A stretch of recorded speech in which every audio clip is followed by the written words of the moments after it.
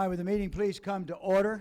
I'd like to urge everyone, please turn your phones off. If you need to see anybody, please let Sheena or Clayton know. They'll be glad to bring a message to us. Be sure, again, I can say your phones are off, and we're glad to have you here today. And we will be voting on two pieces of legislation. We're hearing only for two pieces of legislation. So we'll be hearing in this order. We're going to hear, first of all, and voting on House Resolution 354. Second, we'll take up Senate Resolution 192. Third, we'll be taking up House Bill 500, and then we will take up House Resolution 319, hearing only. And so if you want to speak, the only bills you can sign up to speak on will be House Resolution 319, because you know our rules. The committee can ask questions. We may have some people to come and present if the committee needs it. You can sign up to speak on House Resolution 319, Bubba Epps. That's the ELOS bill. And also House Bill 500, Patty Bentley, Representative Bentley's bill. Those are the two you can sign up to speak on if you'd like to. To get started, I'd like to ask if Representative Teasley, if you would please do a prayer for us. Lord, we're grateful for the opportunity to serve in this state, and grateful for the opportunity to meet in this committee. We ask for your blessing on it. Please give us your wisdom. God, we recognize that every good and perfect gift comes from you, and we thank you for it. Again, we ask for your wisdom. It's in Christ's name I pray. Amen. Thank you. Amen. You need to know this also. We will probably, and I'm notifying Sheena, she'll be trying to find us a room. We're probably meeting Monday. The Senate's meeting at 2 o'clock, and we're going to meet after they adjourn. Probably we'll meet, I'd say, 3:30, 4 o'clock. And that's when we'll take up all the remaining bills that we have in the committee at this time. So what I would like to do is Joyce Chandler, if she's here. What's your number, Joyce? 24. So at this time, without any further delay, I'd like to ask our Chair Chandler, if she would. This first bill came out of her committee. If you'll give us a report of your bill, Representative Chandler. Our committee voted to pass unanimously. All right, and that's House Resolution what? 354. House Resolution 354. So at this time, Representative Kendrick, if you would please come to the table and if you would present. Thank you. Now remember, there's no testimony, but committee members, you can ask any question you would like, okay?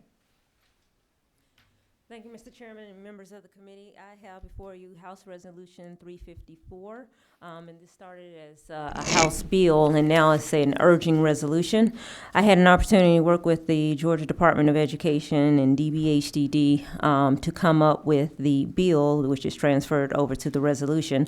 And what it does is these two agencies will work together to provide a list of training materials to bring about awareness of mental health and behavioral and learning disabilities to provide to the school system. So we're urging them to work together and coordinate to come up with a list of these training materials.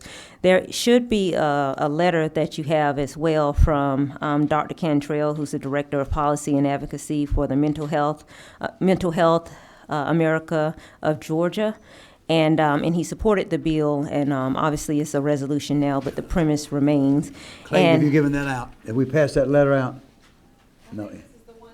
Yeah, they were supposed to be in. Okay, thank you. Oh, okay. And so he is supportive of the bill and transferred over to the resolution. If you take a look at the resolution, I was able to get some information from the Board of Education, just some statistics and facts on mental health. And really the purpose of this resolution is to drive attention to mental health issues and make people aware of several of the issues that are surrounding mental health in our state.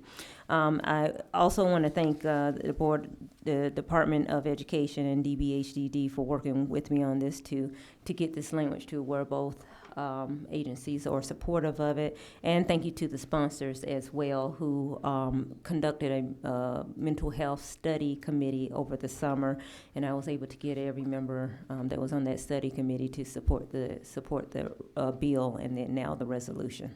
So that is House Resolution 354. All right, do I have any questions from the committee? Number 23. Thank you for presenting the resolution. Just a quick question on line 24. Who are the training materials meant for? Is it meant for teachers, staff, everyone at the school system, administration? Well, it's meant for, yes, teachers, of course, anybody who would have an interaction with a child. Because the purpose of the mental health training materials ideally is to give whoever is reading it sort of some signs or maybe some training on what to look for in mental health, so we can sort of be able to identify problems before they become bad. So it will be provided to. We're urging that they provide the list to anybody who comes in contact with a child. And members, it's urging, not saying they shall, will, urging them to do this. Okay? Anyone else have a question? All right, I see no further questions. Do I have a motion from the full committee? I have a motion from, all right, Representative Stovall, do I have a second? I have a second. All right, do I have any discussion on the motion? If not, all in favor, which we'll be doing today, please raise your right hand. And remember, in this committee, everyone must vote. All right? Anybody against, raise your hand.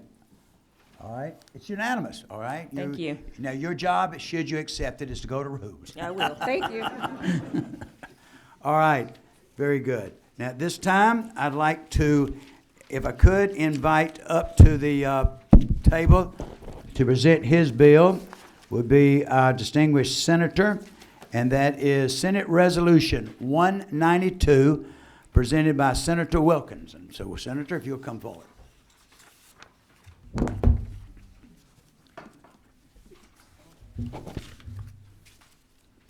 Thank you, Mr. Chairman and members of the committee. It's a pleasure to be with you this afternoon. I visited with a few of you prior to the meeting, and I'm going to try to give you the bullet point. I'm sorry, I was thinking about the gun bill. Yeah, there's not a gun carry, there's not a campus carry, right?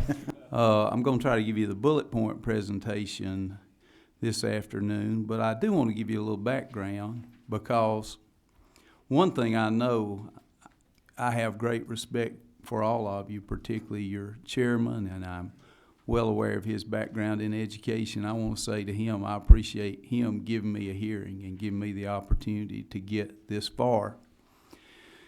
I really feel like this afternoon it's kind of like David versus Goliath.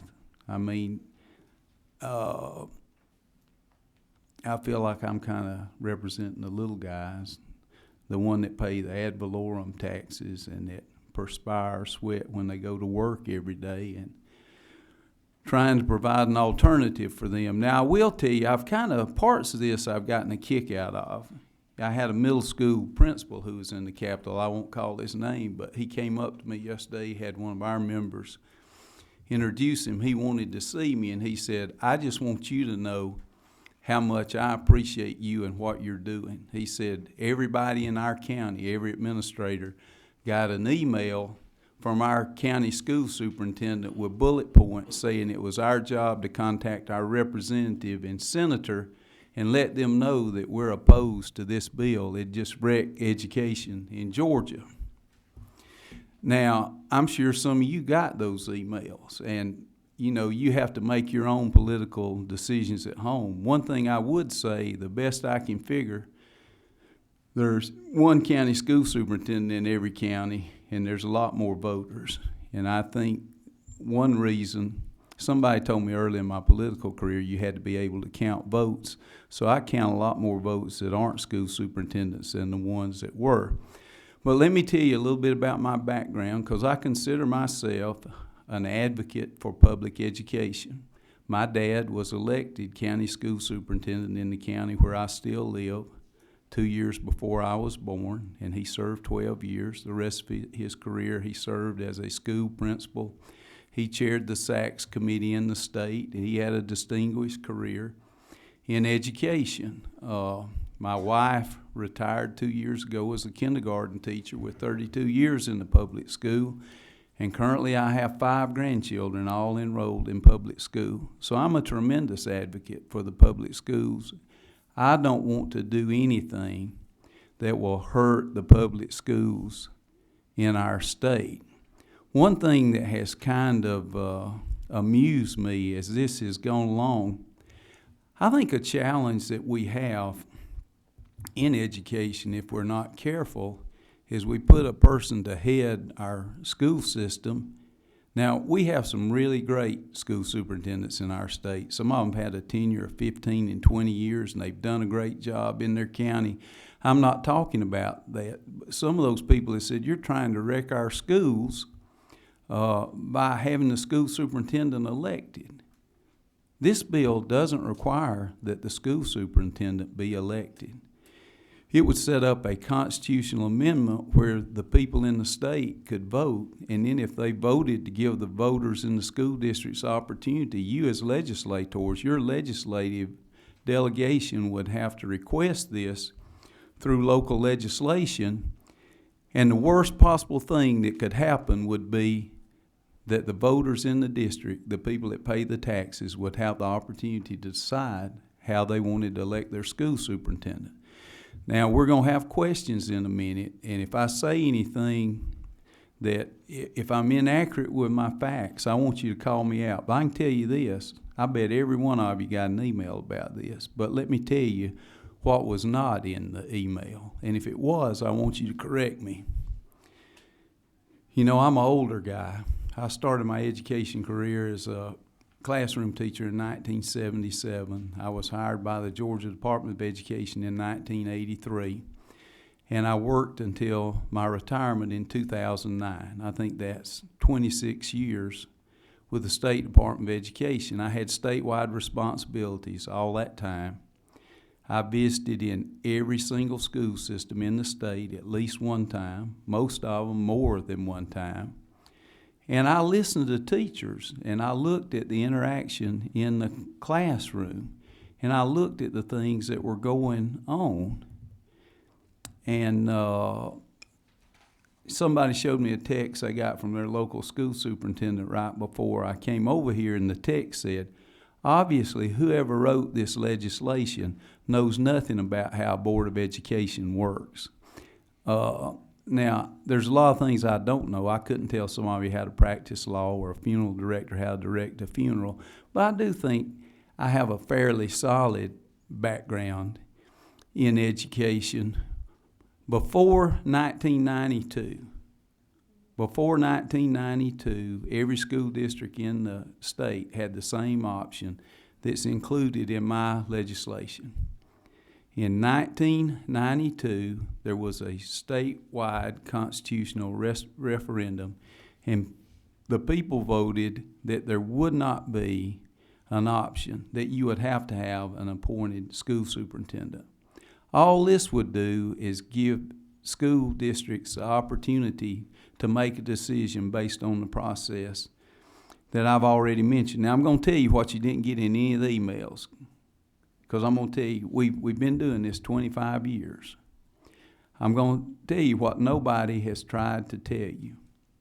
There is no research that shows student achievement is better where there's an appointed superintendent than where there's an elected superintendent. I've checked all the research in all the states that have looked at it. In Florida, where they have the option, their rating system, now I know rating systems can be subjective and open to question, but you know, a lot of time we hear about the education system in Florida. The last ranking they had of their top 10 school districts, 5 of them had appointed school systems, 4 had elected school superintendents, and they said that one of them was a charter school that was kind of an anomaly. So I can assure you, to me, what it's all about is where is student achievement the best. And there isn't any research that shows that this has improved it in the past 25 years. Now, what the research does show is that 2 things have happened. I remember the election of 92. The people in my county voted against the amendment. But two of the selling points were that this was going to improve student achievement, and that we had an average tenure of school superintendents at that time of 8 years, and there wasn't enough continuity, and we didn't need to turn the school superintendent out every 4 years or 8 years. Well, student achievement hadn't gone up. The average tenure of a school superintendent in Georgia right now is less than 3 years. Now, let me tell you some consequences that has that you may not have thought about. We have a great teacher retirement system in our state. And it's very solvent. And you hear from time to time that people say we have challenges with our teacher retirement system. Well, I'm going to tell you one of the challenges we have, and one of the reasons the average tenure of a school superintendent is less than 3 years, because when you retire, your retirement is determined by your highest 2 years of working. And 3 teachers can retire for what it takes for one average school superintendent to retire. If the tenure is less than 3 years, I want you to think about this. And I noticed some of the other organizations that got interested in this and have been telling you this would be the destruction of the public schools in Georgia. But I want you to think about this. If the average tenure is 3 years, see, I'm from Toccoa. I fell off a turnip truck, but it wasn't last night, so I'm going to try to make a little sense out of this. If you got 180 school superintendents in the state, that means that on the average, you're hiring 60 new school superintendents a year. Well, when you hire the school superintendent, the school superintendent, what do you usually do? The 5 or 9 school board members who I got respect for, they've got jobs and things to do. They get together once or twice a month, or they give up time. So what do? They hire some of the organizations you've heard from to do a superintendent search. Now that costs the taxpayers and the local board of education thousands of dollars to do a superintendent search. But if you can do 60 of those every year, that's a pretty good business. And if that was part of my business, I wouldn't support this bill either. But the reason I support this bill is because we say that we want to use common sense. And we say that we want to do what's best for the people that we represent. And I really believe with all my heart that this is a good thing. Now I'm closing now. I'm going to say one thing. There's really nothing bad they could find to say about this, but most people don't understand what a grand jury does. So that's been the biggest drawback. They said, oh, a grand jury will appoint the Board of Education. All right, I want you to think about that. Most of the time, a grand jury is about 23 people. Now, I'm not a attorney, but I think about 23 people, and usually they impanel them for 6 months. And this is what they did before 1992 when they elected them. But by law, a grand jury has to be balanced by sex, race, and age. 4 years ago, the General Assembly gave them the power, the grand jury, to appoint people to the tax assessors boards in the county. They make $1 million decisions. They have the authority to do audits, and they can indict you for murder. So, I don't think that's the worst group that could be selecting board members. And now I'm going to close with this, and people have asked me, why did you come up with this bill? This isn't a really popular bill with a lot of the people who are really in the elite class. But, sometimes I get a kick. I think about some of the things that go on in our school systems.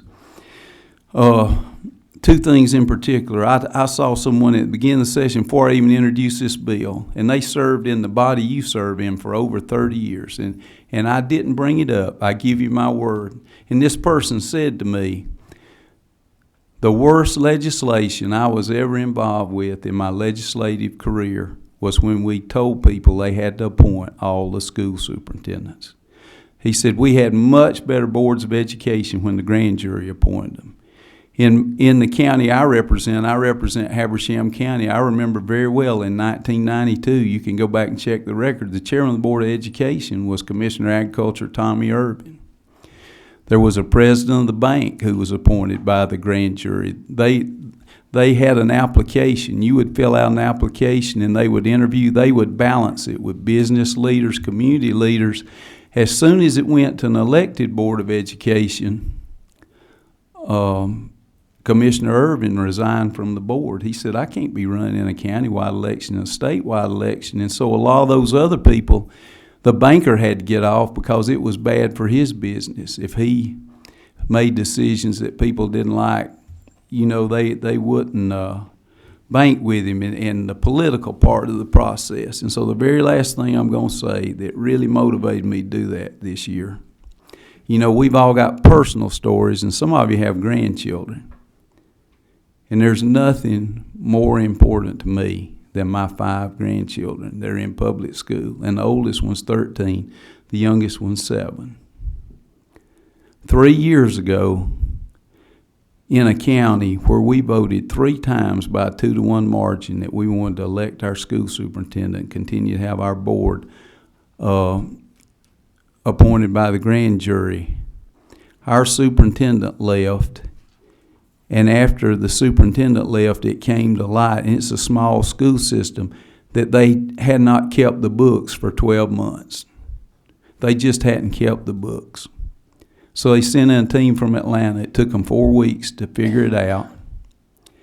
And I tried to look at it and see where they were. But anyway, they had $4 million in expenses out of a $30 million budget that they hadn't posted. The next year, in the county where I live, my millage rate for the schools went from 16 mills to 20 mills in 1 year. But more important, that was when all of your teachers were not having furlough days and we were going back to 180 instructional days for the children. In our county, every teacher in our county got a month off without pay. And my grandchildren missed 15 instructional days at a formative time in their life that they'll never get back. I don't think it'd be fair for me to tell you, the ones of you who have an appointed superintendent and you're happy with it, that you have to elect your school superintendent, and that's not what this bill does. But I really don't think that it's fair for you to tell the people in the other places who would like to do something different that they can't do that either. So with that, I'll close. Mr. Chairman, thank you to all of you for indulging me and listening to me, and I'll be glad to do the best I can with the questions. I will now have questions, and I have the board lighting up, and I'll take in the order you like. Please keep your questions to 1, and then if you need another, I'll come back with you. 28, that's Chairman Brockway. All right. Thank you, Mr. Chairman. Chairman Wilkinson, thank you for your testimony. My question is about if this passed and a local community decided they wanted to go to the system you've proposed here. Talk about what would the relationship then be between the superintendent and the school board? What do you envision the school board doing? What kind of terms are they going to serve? If they're appointed by the grand jury, are they just there forever? How would that? What do you envision happening there? This new relationship between the superintendent and the school board? Well, all I can tell you, now there's some old timers in here, and you're not one of them. All I can tell you is how it used to work when the grand jury appointed the board members. And of course, you've got a diversity on the grand jury today that maybe you didn't even have at that time. And this is not a partisan bill. But there was a good working relationship between the superintendent and the board. The grand jury was interested in people working together. And when they interviewed those people, in fact, when my dad was county school superintendent, they put people on there that they knew that he could work with the thinking being, you need a board and a superintendent who can work with each other. And if they can't, you have the opportunity to change the school superintendent. All right. Okay. Number 16, that's, all right. Representative Ricky. Thank you, Mr. Chairman. In kind of keeping with the chairman's request, I'm going to try my best to be brief on this, but wanted to first just say, Chairman Wilkinson, you know that I have a tremendous amount of respect for you, and always have. However, you also know this about me, that I am far from elite. You mentioned that it was kind of unpopular with the elite. It don't get no more blue collar and old country boy than me, and I'm from a not very elite community. I mean, we're just a agriculture community, low income. But I think one of the things I have noticed as I have served up here for my third session, my second term, it appears that we try to take a statewide approach sometimes to trying to resolve smaller problems where that might just be 1 or 2 or 3 counties or something like that. Every time we sit down to look at laws, a lot of times it comes out of Cobb County for some reason. But and so I just my fear is that in keeping with serving my district, all 3 counties, I have heard from a number of people, not just superintendents, not school board, I'm the teachers with lay folks from churches and my friends at the coffee shop, etc. Their question to me is, Dominic, why? We like kind of the way it's working down here. My board right now, if my school superintendent was $4 million short out of a $30 million budget, somebody'd get beaten the next election on that school board. And it'd probably be mine, because I would work day and night to figure out how to make sure my school board member held my superintendent accountable. So I'm just going to stop there, and I do appreciate your There's a question I know there's somewhere. Yeah, if it Oh, passes, I think there was a if question. If it passes, I would think- you I think- drop a bill to do that in your county? I think that those are legitimate questions, and let me say this. You say, why do you have to involve the whole state in this? Because in 1992, they involved the whole state when they had a constitutional amendment that said that every county has to do this. So the only way you can do that anywhere is change the Constitution, and this is the only way you can change the Constitution. And as far as what I would do, I'll do what I hope you would do. I don't know how the rest of the people in my county feel. Usually when we do local legislation, we originate in the House, and we hear from our Board of Education, and we hear from the commissioners and the one that are impacted. And I'm not going to sit here today and tell you I haven't gotten to that point with it. I just feel like the people deserve an option, and they don't have one right now. Question is number 14. Thank you, Chairman. I'll use my one question Yes, ma'am. from a constituent. The question was posed in districts where you have multiple school districts. How would, or the potential to have people in a concentrated area from the grand jury could be conflicting if there's multiple school districts inside of a county? How do you anticipate addressing that? Well, you select people to serve on boards. Many times the grand jury's empowered now to do that. So you would just interview people from that particular district. Okay, 19. Thank you, Mr. Chairman. I'd like to thank the senator. My question, I guess, is on both sides of the question, maybe. I appreciate the sentiment about electing superintendent. I think we would have very capable people. The notion that it's going to be a political hack or some unqualified person is not persuasive. I think we would elect very competent people. And I've heard that before, as I'm sure you have. My question to you, Senator, is would it not be better to have an elected school board and an elected superintendent? My concern, I share this question, I share this having lived in rural Georgia, living in Cobb County of all places now. I think responsiveness of school leaders to parents for the education of their kids for 35 hours a week is of highest priority. And I think the fact that both the superintendent and school board members should be dialed in to constituents and parents is of utmost importance. Would you be open to, and I know it's not your proposition, to electing both superintendents and school board members? Well, let me, and I appreciate what you said, let me just tell you my rationale behind that. You know, another thing we went to when we went to appointed superintendents, we said we wanted to get the politics out of the school business. But sometimes when you elect 5 board members, you got 5 times as much politics as you have with the superintendent.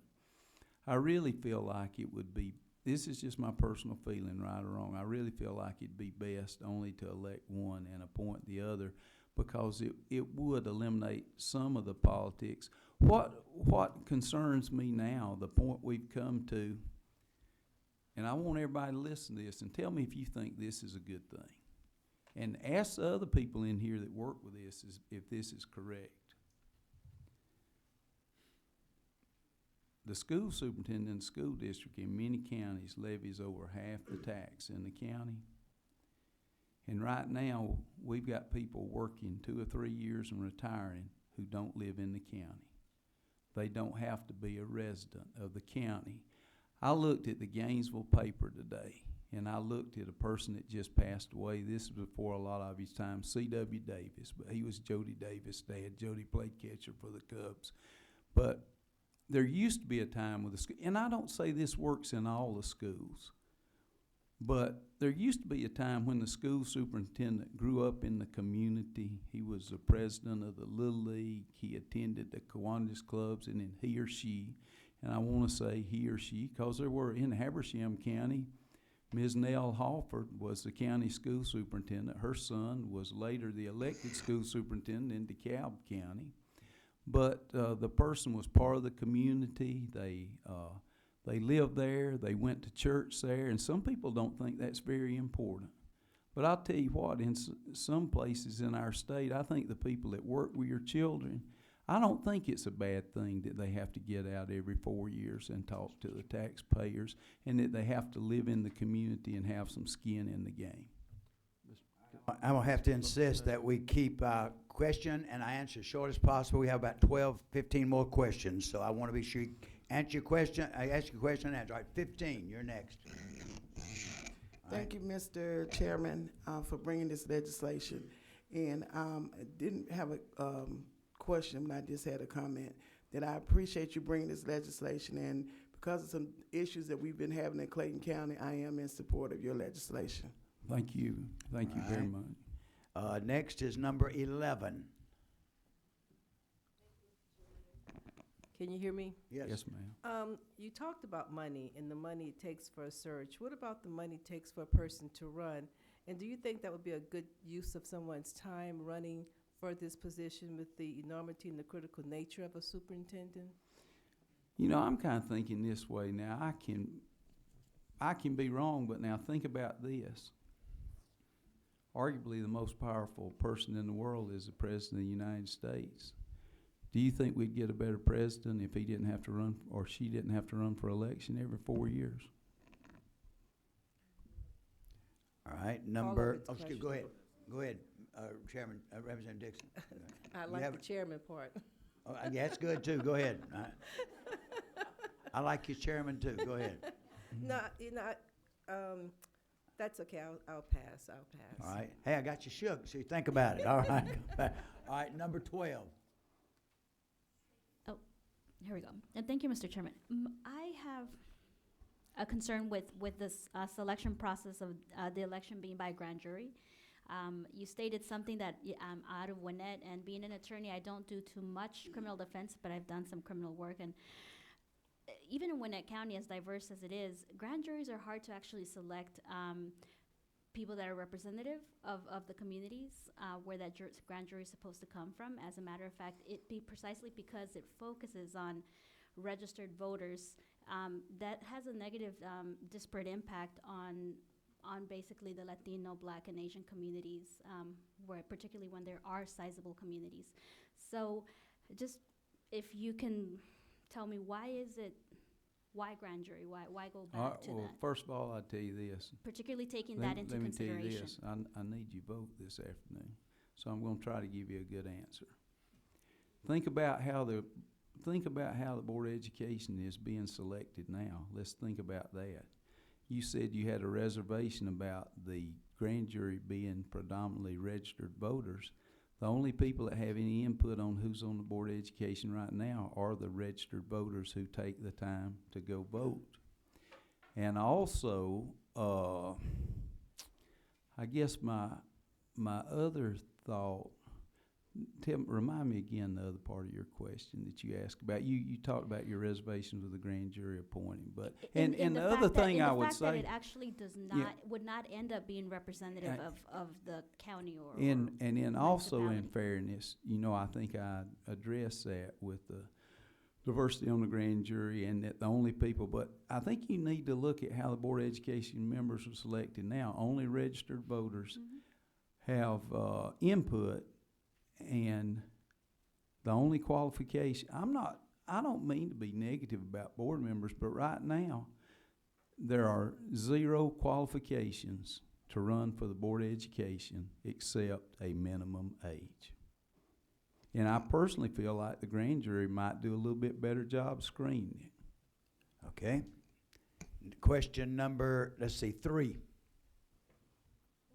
Chairman and Mr. Chairman, under your system where the superintendent is elected, is there any provision that someone could run for superintendent that did not then live in the county? And the second part of my question is whether you have any concept of the 180 superintendents that we currently have, what percent or number of those were from their county rather than recruited from elsewhere? Because I know education is so technical and specialized now, sometimes it's very difficult to find a capable superintendent. Believe it or not, I can't tell you those percentages, but believe it or not, I know a lot of county school superintendents.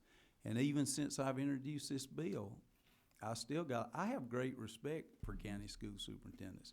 And there's some of them that are doing a great job. I can't give you the percentages. Sometimes I have people tell me, well, we need to appoint our school superintendent so we can do a nationwide search.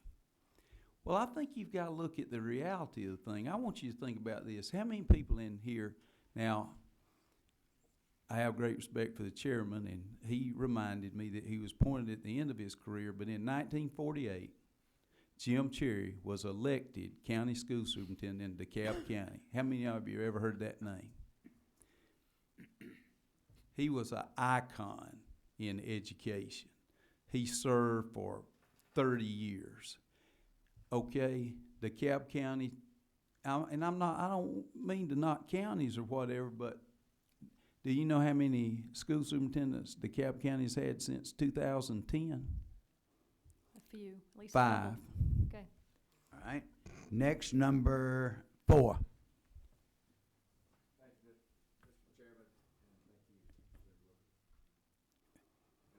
Pull your, see if you, the button, yeah, there you go. About now, there you go. Thank you, Mr. Chairman. The question I had basically has been asked about the grand juries, but I got to give you a little history lesson here. I've researched in our county back in 1968. We did away with the grand jury selection process. It was done up until 1968, and we passed local legislation doing away with it. To answer the latest question, in our county, we've had 5 superintendents over the last 5 years. All of ours were homegrown, except for one we stole out of Cobb County who actually lived in our county. So that's the ones we've had. But I started in the school system in '77, and I may get a question in here, Mr. Chairman, in a minute. About 40 years ago, though, I started working in the school system. My children started. I was elected to school board in '88. I was there when we changed over. The law passed in '92. I was elected with the superintendent in '88. And prior to that, we'd had coaches. It was a beauty contest or a popularity contest. You know, whoever got elected, and we had some very poor superintendents during that period of time. I'm going to tell you, I was really proud when we started allowing the school board to appoint our superintendents. We did a couple of nationwide searches when we had to look for a superintendent, but we always came back to our homegrown folks. We found that they were just as qualified as the others. But I was there in '92 when the law passed. In '95, we appointed the superintendent that had been elected with me in '88. She was reelected in '92. and she stayed with us about 7 years. I just got real problems going back to the grand jury thing. In '68, we had about 12 or 14,000 people in the county. We've got close to 162,000 people in our county now. Our school system had 7,000 folks or students when I got on the board. We've got about 28,000 now. I just can't see going back to a grand jury type of appointment, sir. Well, I just can't do it. but Chairman Maxwell, I would say this to you. I have, first of all, I have great respect for you and your knowledge, and I think you're right on the money. So this is what I'd say. I wouldn't introduce the legislation, and I wouldn't change. But I don't think it's fair to tell the other people who want to that they don't have any option. Okay, next is number 18.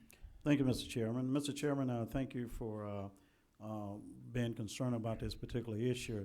I will say that I don't know exactly where I'm at right now on this measure, but I can share with you that I think with the selection of the grand jury selecting the school board members, I think number one, I'm not sure with that, but number two, it appears, at least on the surface, that would give the DAs a lot of power. And I'm oftentimes reminded that a DA can indict a ham sandwich if they want to. So by them having the process of election, and if I'm wrong, they'll correct me, electing the grand jury members, we would have some problems. So I do have problems with the grand jury.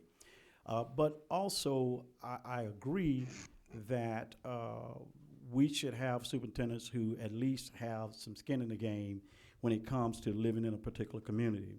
Currently, my superintendent don't live in my community. And so with that being said, they come into a community where, in Clayton County, where we have a lot of challenges in regards to our community, but they go home at night. And they don't have to deal with the bedroom stuff that we have to deal with. So I firmly believe they ought to live in the county, whether they come from outside or not. The other problem that I have is that I think they ought to be elected by the people. We've also had 5 superintendents in probably the last 6 years.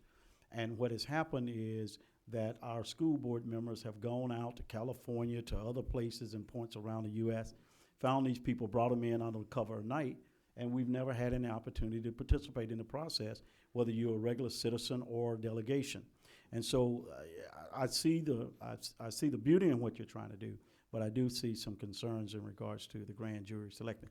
An elected superintendent, I don't think you have any more problems with that than you would have with one to come. And as far as school board members, we had a member on the school board, had a 3rd grade education, came to every meeting drunk. I didn't mean just smelling like alcohol, came to every meeting drunk.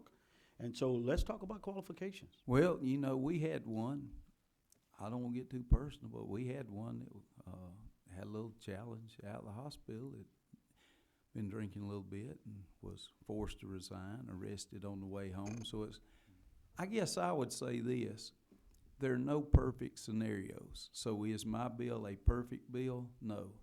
But I think it's fair to give people an option. All right, question next is number 19. Mr. Chairman, Oh, you've had a question, I but respected your request, not only asked one last time. all right, so I'll come back to you. That was one that hadn't had one. Number 10. Thank you, Chairman. Chairman, thank you for being here. I appreciate your intent to improve, but I do have a few concerns. You stated that a board member, the only qualification for them is age, right? Mm-hmm.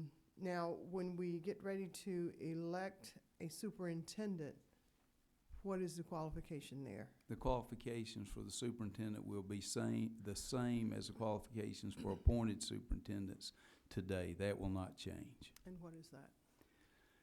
Well, we got people here today that know more about that than I do. I think the minimum in the state that I know of is a master's level in leadership, but when they do most of the searches, most systems prefer an educational specialist or a doctorate with a leadership certification. Is that specified in your bill? That is not, well, it is specified that the qualifications for superintendent would remain As the they are? same. Yeah, as they are now. Okay.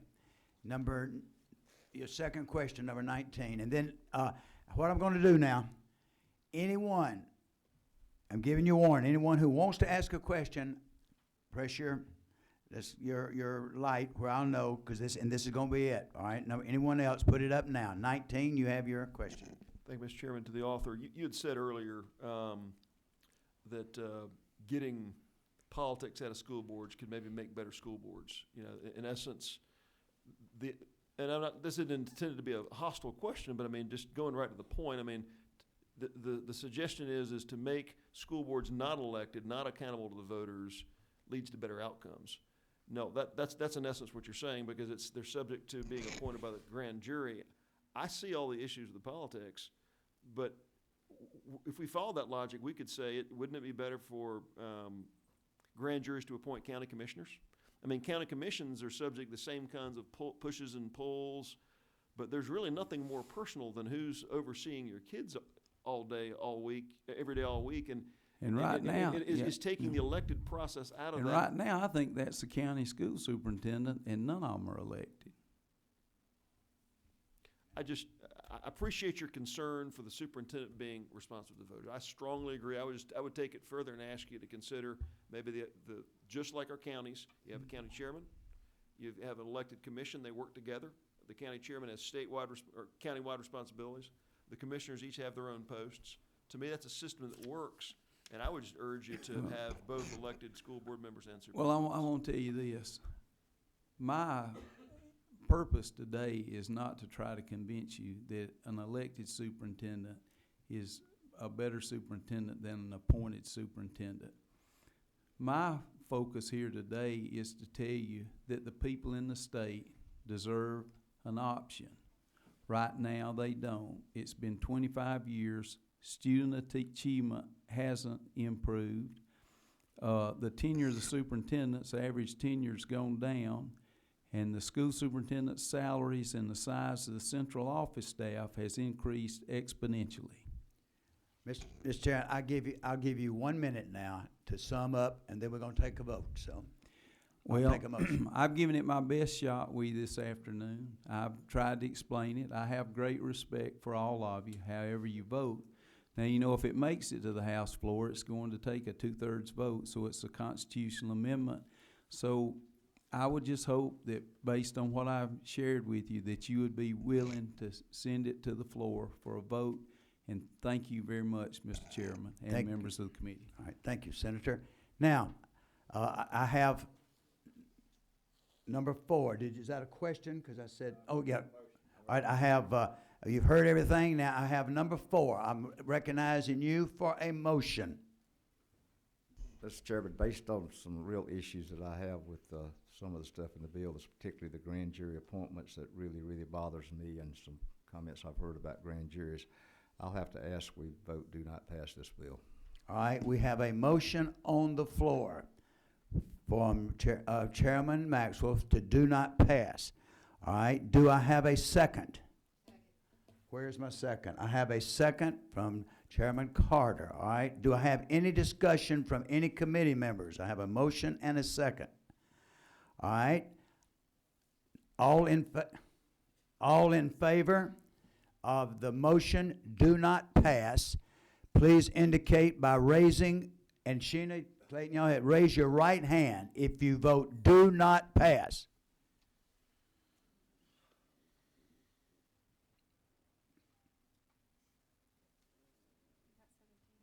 How many? 17. We have 17.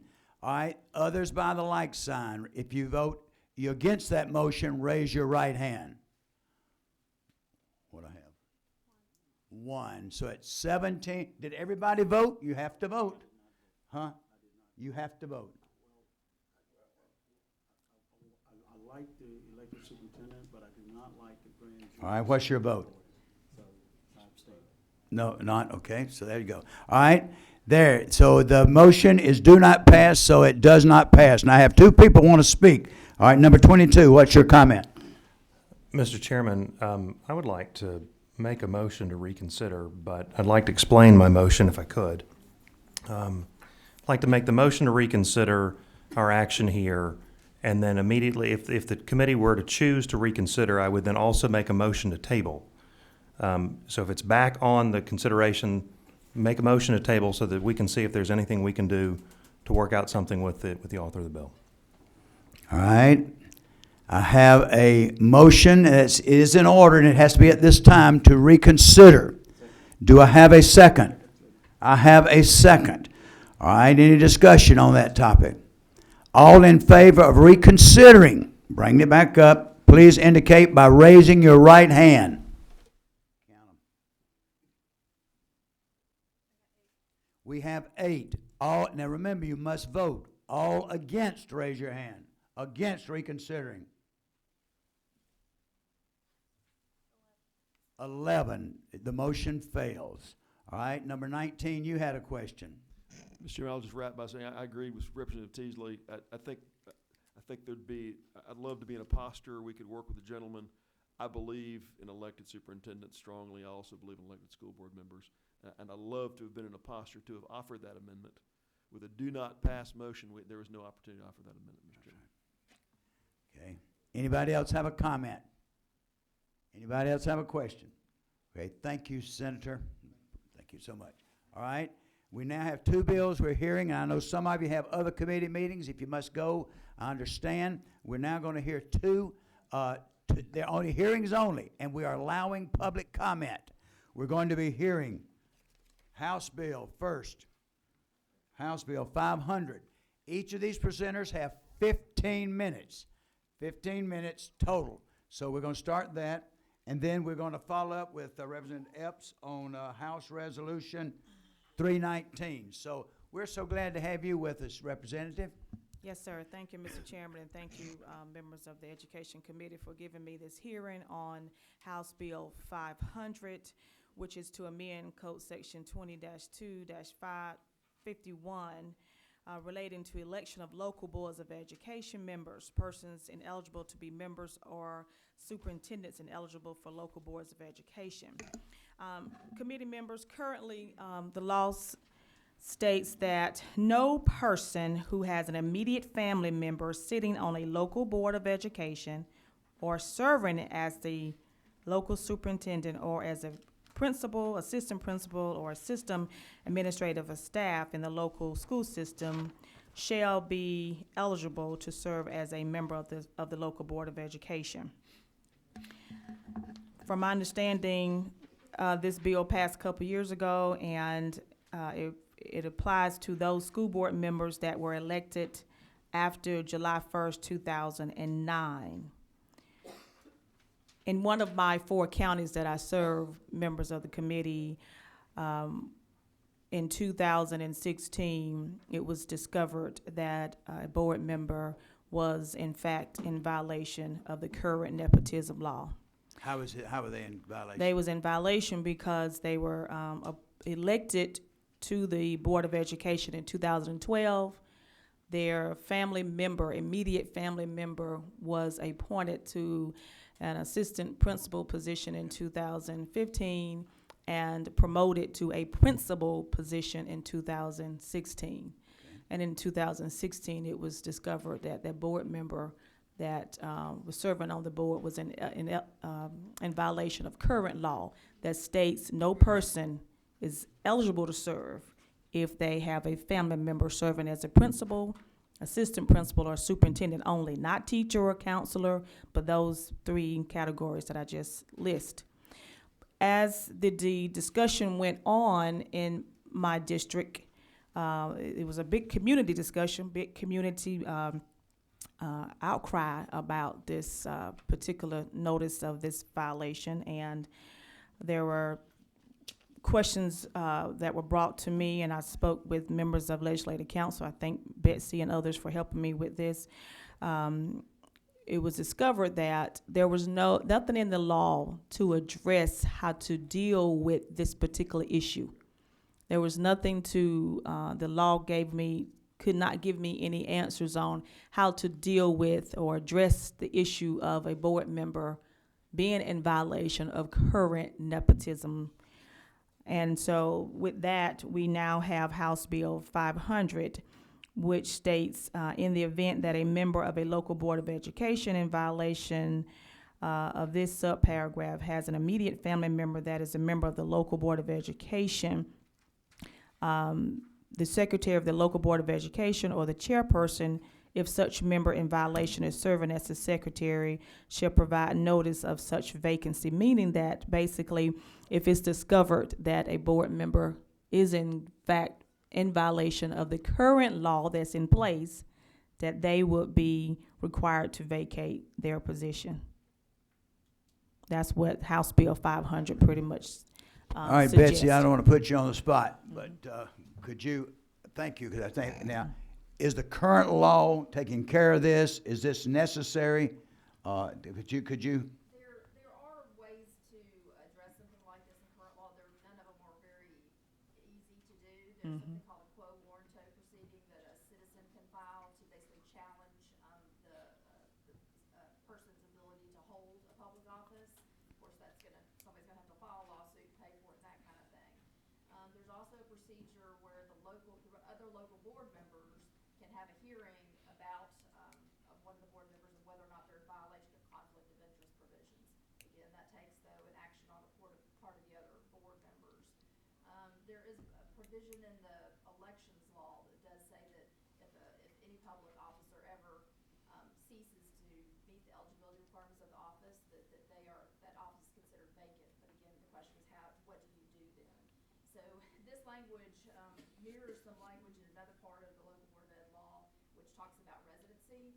So if a local board of education member moves, then the language in the law says they at that point cease to be a their seat is immediately ceased to exist, and that's deemed vacant, and so it triggers these things. So there are ways to address it. They're just. Do you think this language, this is necessary, this would help?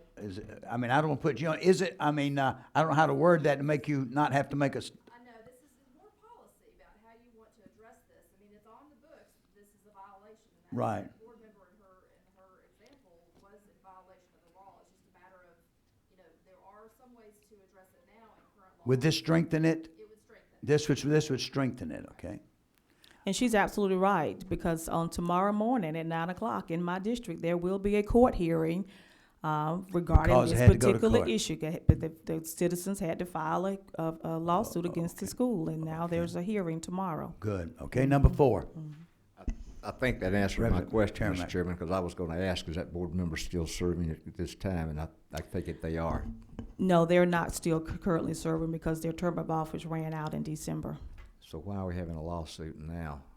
Well, the lawsuit was filed while they were. Oh, while they were serving. Right, because there was a lot of, as I stated, Okay. it was, yeah, so it Okay. was filed while they were serving, and it's just not being a hearing on tomorrow. All right, any other question, Chairman? Maxwell? That it? 26, we'll take 2 more questions, that's it. 26? Thank you, Mr. Chairman. As chairman of the Ethics Commission, Yes, sir. isn't there some ethical violation that this conflicts with that is covered somehow already? I can't believe, I remember when we did this before and we talked a lot about it. Are we just saying there's no teeth to it? Is that what we're saying? One process where the rest of the board can take action and sanction their co-member, sort of. There's that. And there are some general ethics codes or ethics provisions in state law that apply to all officers, and there may be something in there. I don't know that it's going to be completely on point. But as far as things specific to the local board of education, that's where it is. If there's an issue, a violation, then it's up to the rest of the board to address that. Okay. And in regards to that, if I may say, that local board was aware of that particular piece, and they kept referring back to the current law. And so they felt they just didn't have, they could not go against their fellow colleague. They wanted something in the law to kind of guide them more, and that's how we got to this point. Okay. One other question, Mr. Yes, sir. Chairman. Is anybody here from the School Boards Association that might be able to address that? Has this been heard before? She's here to speak. We're gonna have her address that. She's here. Angela's gonna speak. Okay, thank you. I have her gonna speak. All right, and be sure to address that, Angela. All right, 16. This is the last question. Thank you, Mr. Chairman. On line 28, where it says system administrative staff, give me just sort of a quick snapshot of what that means. Give me some positions or some titles or some names of what those would be.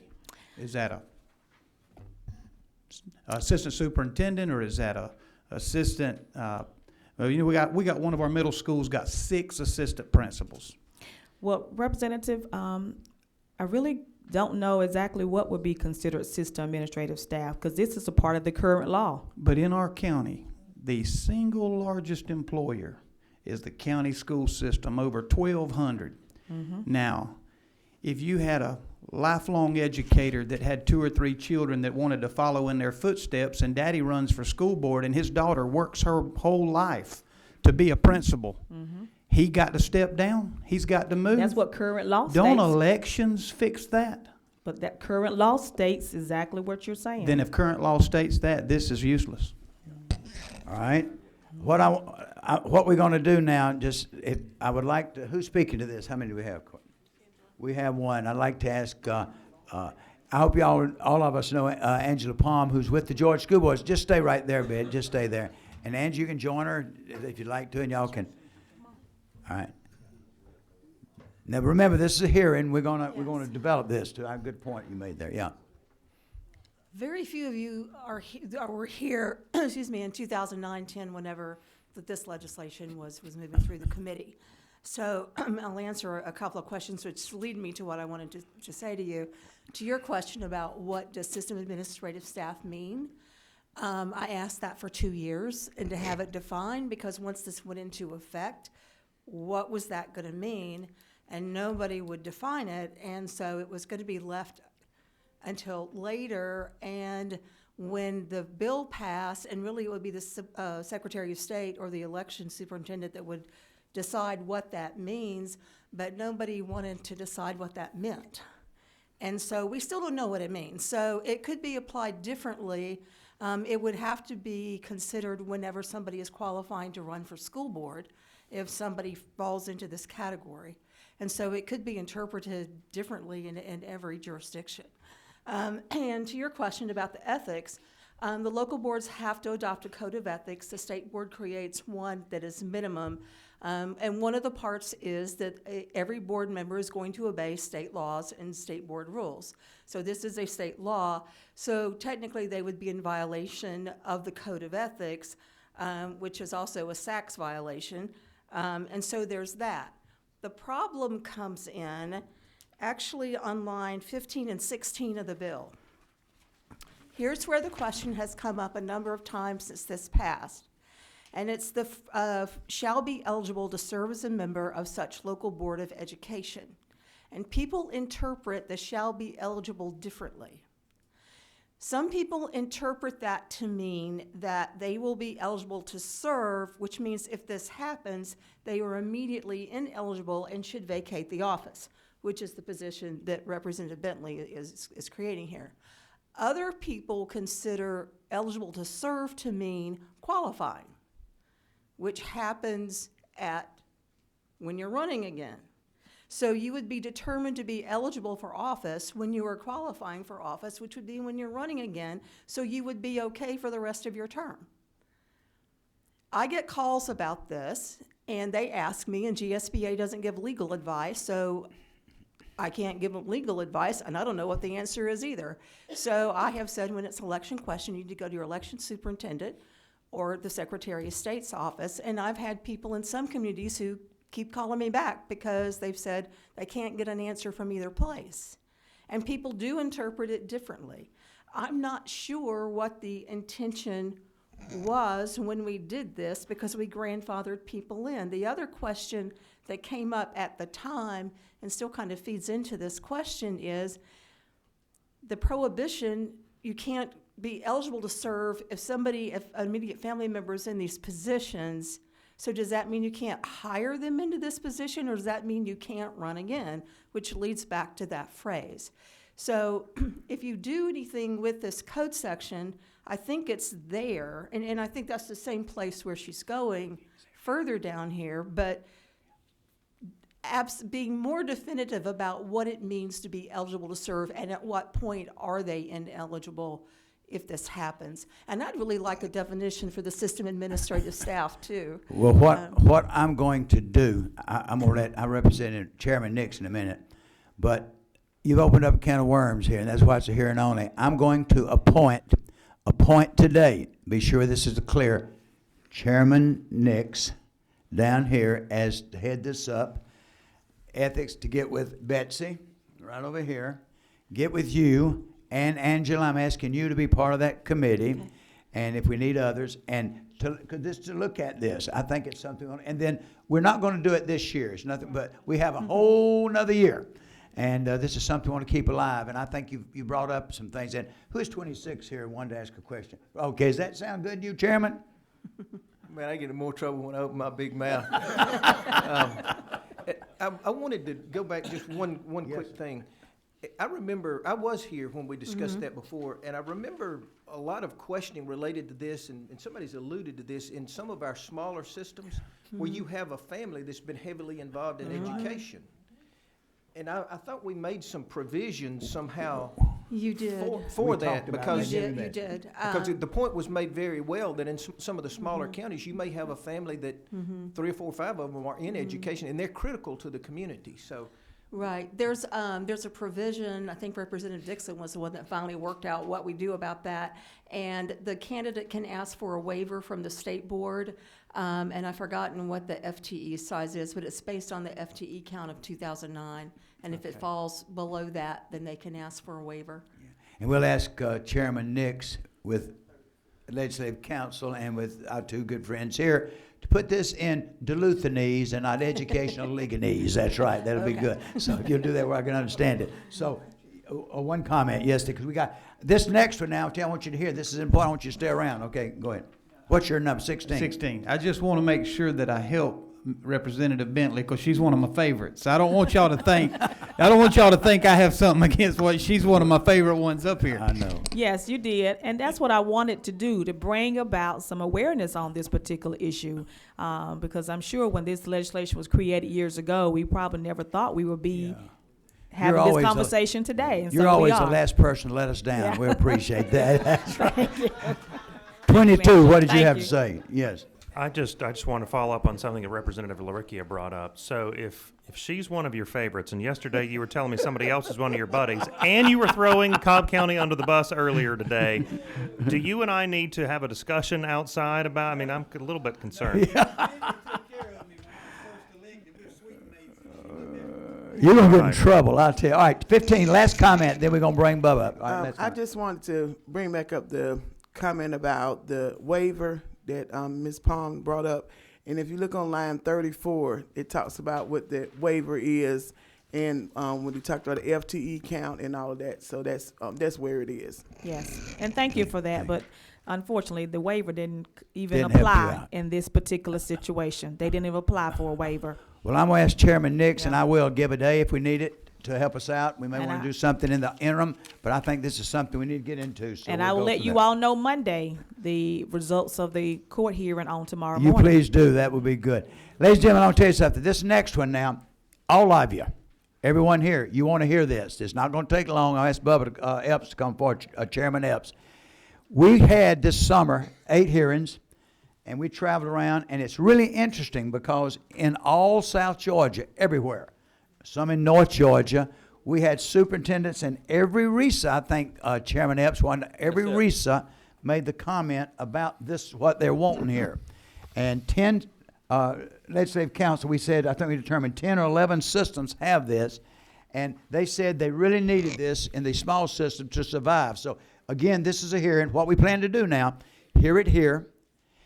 We plan to have 3 listening sessions this summer, and some will be involved, South Georgia, Middle Georgia, to get comments on this. And here's what's going to be interesting.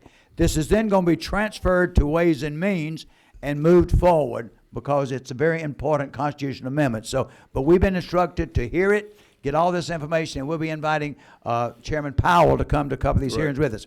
So at this time, I'll invite Chairman Epps to please. And would you like for Betsy to come down there with you, Right. if you You could, said Betsy? she We could, want just, to walk down. Please. No, we met with Betsy earlier, and I'm not putting him on. He knows it like the palm of his hand, but we're going to get her to come down. We'll talk about it. This is a very important issue. Do we have anybody And, signed up? And thank you, Chairman, for that historical background with it, from the inception of where it come and why we're dealing with it. And when the resolution was drafted, it was originally signed Ways and Means, and you and I approached the Speaker about temporarily putting in this committee and let us have these opportunities to meet and hear and have our school administrators and school involved personnel to have an opportunity to give us input in which to grow and develop and address this in a progressive way. And but that's the background that we understand now, that if it comes to through the legislative process further than this, it'll go back to Ways and Means because of the taxing power, and that's where Betsy's going to help us. But basically what House Resolution 319 does is it amends Article 8, Title 6 of the Constitution by adding a new paragraph that reads,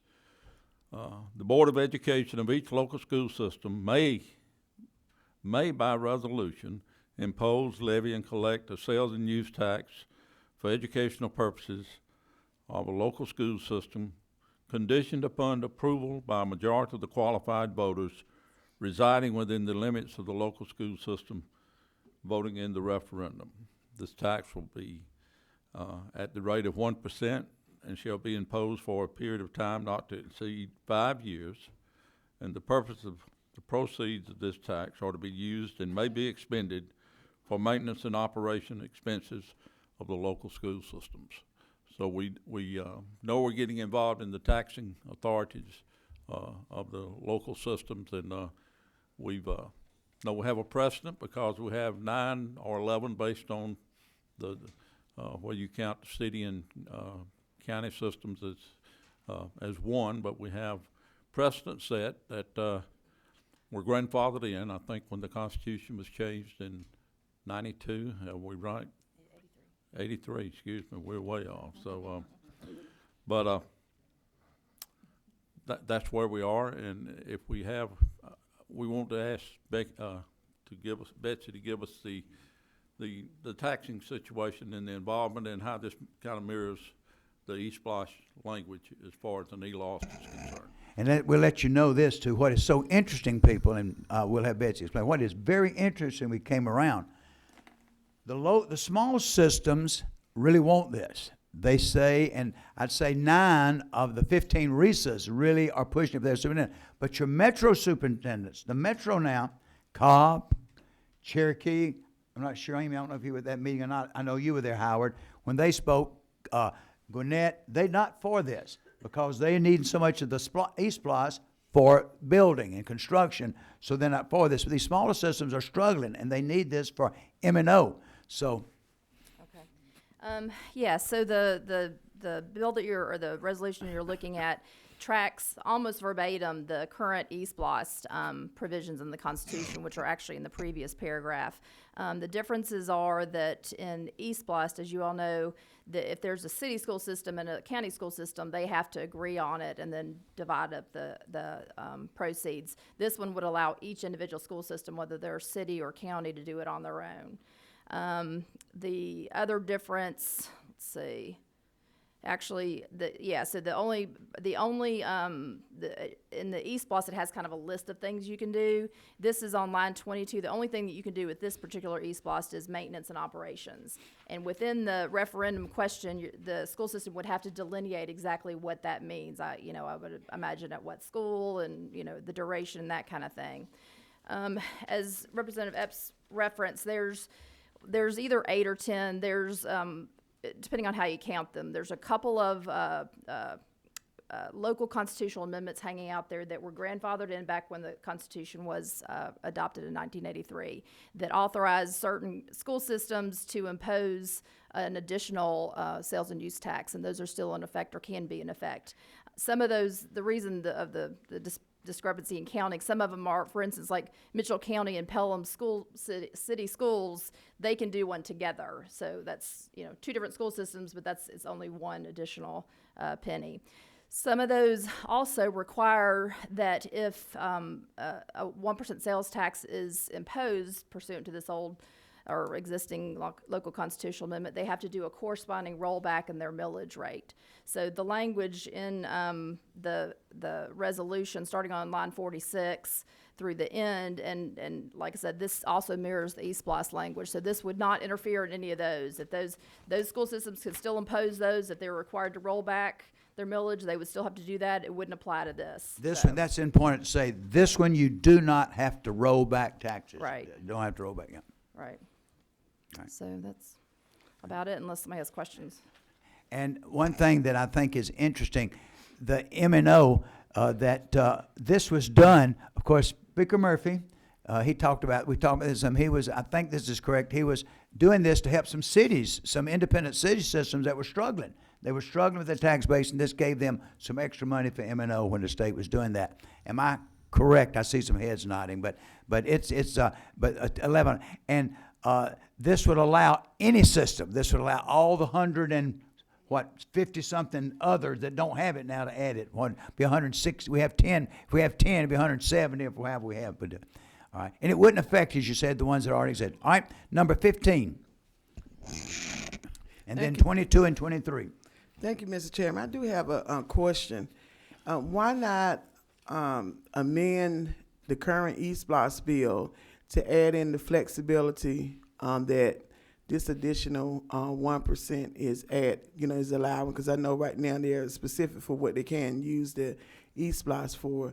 So I guess the question was, why not amend that to be able to add in more flexibility? Because we did hear that when we were going around doing the listening session. So I just was wondering that question. If I may just respond, we talked about it. If you remember, I dropped this bill, what was it, 7 or 8 years ago, and Herb Garrett, I think he was with superintendent, and it got in a real battle between the South Georgian Metro superintendents, what they wanted to do.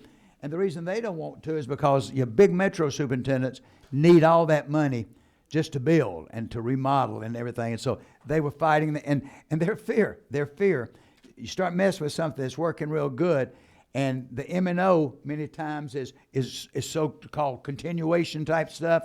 And if it were to, the East Blythe didn't pass, they would be left, and this could too, but they didn't want to mess with the money they needed for building. They were afraid that the state would say, "Ooh, that's good.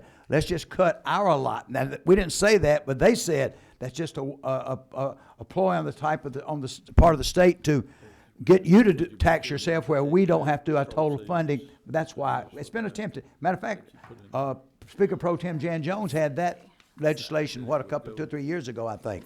That's a good question, though. All right, 22. Thank you, Mr. Chairman.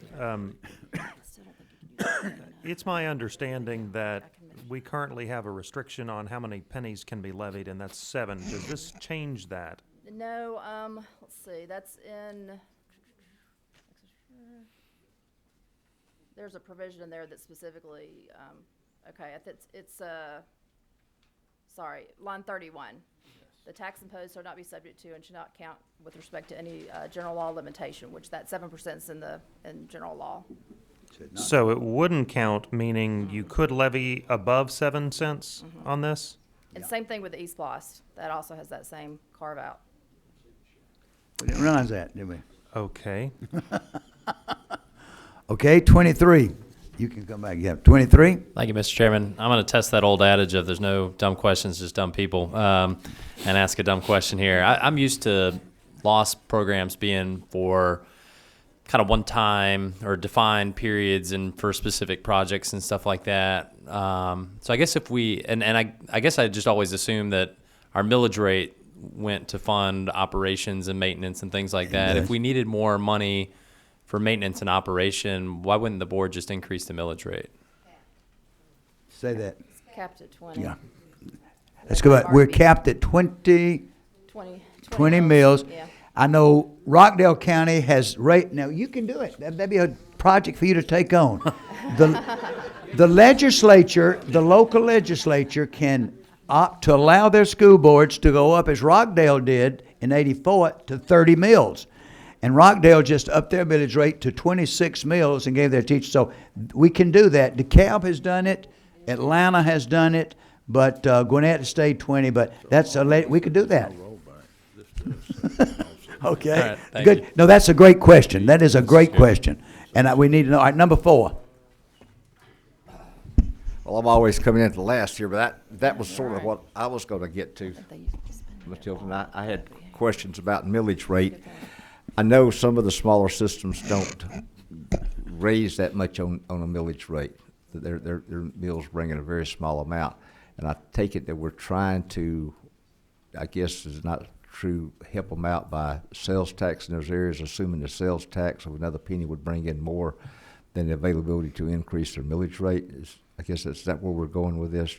Is that what our thinking is on this? Am I thinking completely wrong? Just throw me on the bus. Okay.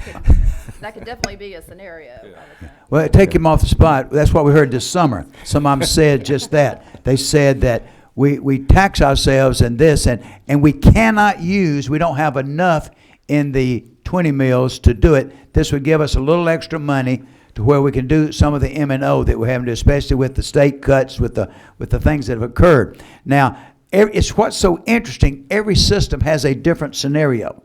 And of course, you got to realize this would not, as again, we're talking about the super, would not require a system. It would just allow these other systems to ask their voters for that other penny if they wanted to. Is that not correct, Chairman? Correct.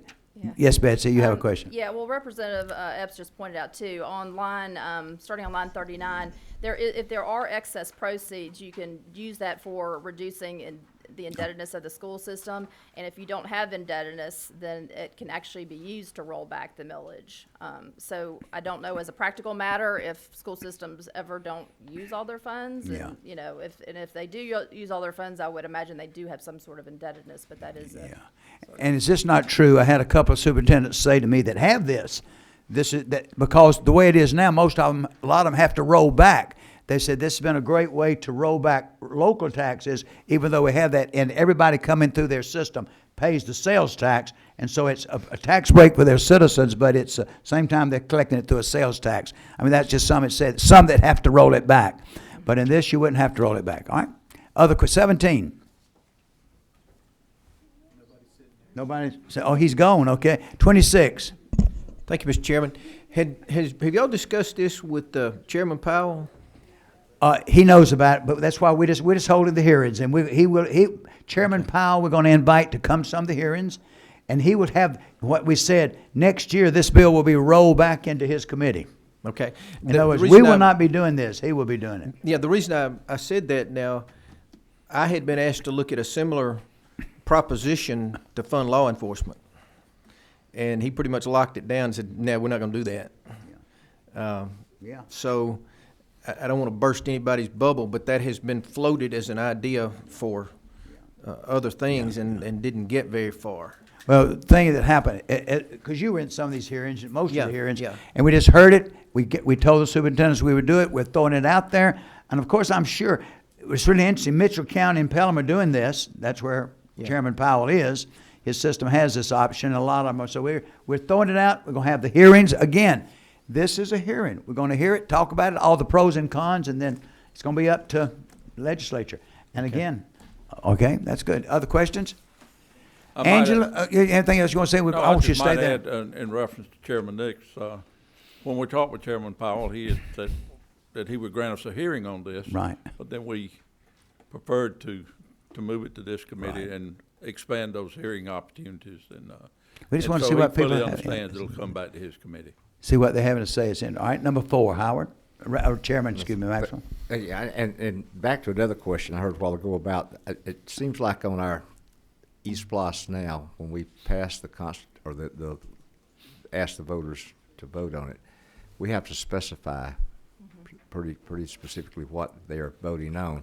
Now, in this one, is it going to be the same way? Because I'm reading the shall the Constitution of Georgia be amended to, this is just the general constitutional amendment. That's the one that would put this in the Constitution. In the Constitution. So the ballot, if you'll look over on line 23 on page 1, that's what has to be in the resolution calling for the local ballot question. So it would have to have the specific M&O expenses that'll be covered, the maximum period of time. So it's a little less information, but this is much more limited than I know we've run into problems with different school systems in the past when they go in and they list, we're going to build elementary school number 4, middle school, do this, that, and the other, and then any other general maintenance and improvements. We've had some issues getting reimbursed some money through the state on some of those issues. I don't know how specific the school systems will be on this or have to be. Well, and if this were to be passed by the General Assembly and adopted at the by referendum, general law would need to follow, just like East Bloss has. Have to it could define it. Define that Okay. By general law. Thank you. All right. Angela, why don't you come forward and just join them at the table? There are 3 seats there, and we'll just have you come up, and we'll switch the mic around, and you can just say what you'd like to say. GSBA has had a position for a long time supporting this, to offer the alternative to the voters to decide if they wanted to do what the other 10 districts had done, and to have this option to have sales tax to help pay for the maintenance and operations, particularly to help ease the pressure on ad valorem tax. Some of the districts are at 20 mills. And they are not too eager to go ask for that referendum to raise the millage, but this would help them to balance that out. Years ago, whenever this first started coming up, and Herb Garrett and I looked at the property tax and millage rates, and those 10 districts had some of the lowest millage rates in the state because they have something else to balance it out.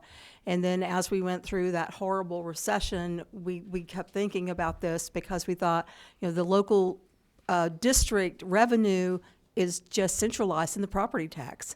And so if there is a real estate depression and the property values fall, they have no other option for raising money. So at the same time that the state revenue fell and the local property taxes were falling, there was the question again, would this have helped to balance everything out for them? And so I think it's a good option for them to have.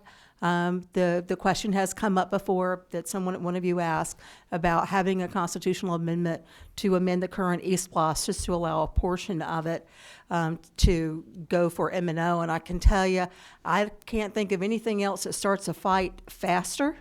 At GSBA, when we do our legislative positions, that has been proposed, and they are about evenly split on it. They finally found a way to say it that they got something worked out in our positions, but this has long been the favorite just for each community to decide for themselves. And then we find, Angela, this is true, we found that when we did this and when they spoke with us this summer, we found that during this recession, the 10 systems that had this weren't hurting because they had that extra revenue they were falling back on. And that's when a lot of these other guys said, wow, wish we had this.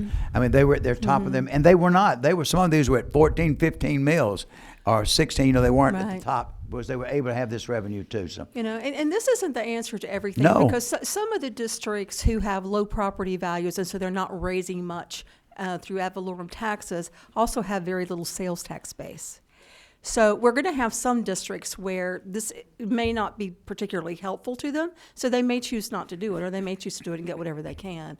But just so it's not going to be like every district who could do this is suddenly going to be okay financially. There's still going to be a mixture. And you got to realize that we passed a law several years ago that with equalization, that's where we equalize the millage rate in the poor systems. What is it, 14 mills now, I think, that you have to at least assess yourself 14 mills to get equalization tax. We found a couple of systems that were at 12 or 13 mills, you remember, Howard, when we went down and visited them, and they were complaining no money, but if they just raised their own tax, so those we're not worried about, they're not helping themselves, but these are systems that are maxed out, they're hurting, and they want, and not all would do it, you're right. And of course, this is very in the infant stage just right now. And I guarantee you haven't heard from, well, you start hearing from some of these metro counties coming here telling you why we shouldn't do it. David, is he here? He said that somewhere. Maybe he'll tell you. But any questions? Anybody else? Anything else you want to say, Mr. Chairman? This is a good start.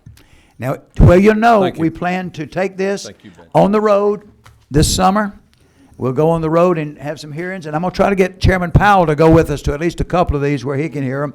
And Monday, now listen, Monday afternoon, 2 o'clock, the Senate is meeting, education. After their meeting, we will start probably about 4 because we want to wait. And we have 5 pieces of legislation we will be hearing. 5 pieces we will be hearing. One, you have, I think, 1, Joyce. Sam has, I think, 1. And I think Wes has a couple. So we have 5, I think 4 or 5 pieces of legislation. And that will be it, friends. That will be it. So, I know. Okay. And I thank y'all. I'm sorry y'all had to stay here with me. But Bubba said he'll give us hamburgers and Come on down. Now, y'all have a safe trip home, and we appreciate y'all so much. Thank y'all.